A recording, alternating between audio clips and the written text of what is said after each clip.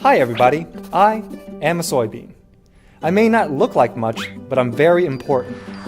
Of course, you all know I'm the key to tofu and soy sauce. But my family and I can also be made into soybean oil, which goes into all of your favorite foods like cakes, cookies, and bread.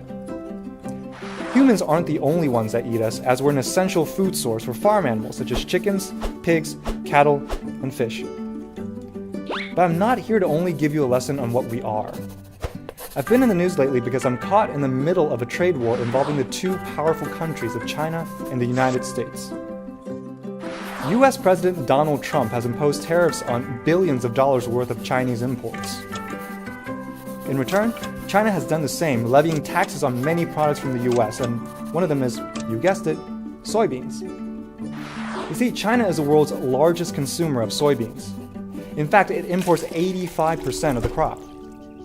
About a third of that is from the US, making it the second largest provider of soybeans for the world's most populous country. America, on the other hand, exports much of the crop to the rest of the world. Most of the US's soybean exports, 62%, go to China. More expensive soy could mean that China will look to other sources for the bulk of its imports. As two of the top soybean suppliers to China, Brazil and Argentina could pick up the slack. If that happens, soybean farmers in the US could take an even greater hit.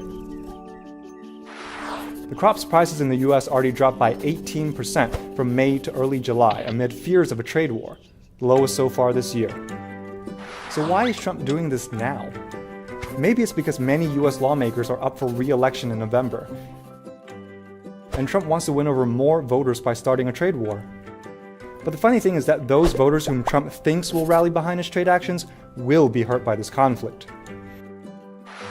That's because China's retaliatory response in raising tariffs on soybeans will affect the top 10 soybean-producing states in the US. 9 of them supported Trump in the 2016 presidential elections. What's more, Iowa, Minnesota, and Ohio are traditional swing states. So will voters there turn out to support Trump and the Republicans once they get hit in the pocketbooks? Cảm ơn các bạn đã chú ý theo dõi.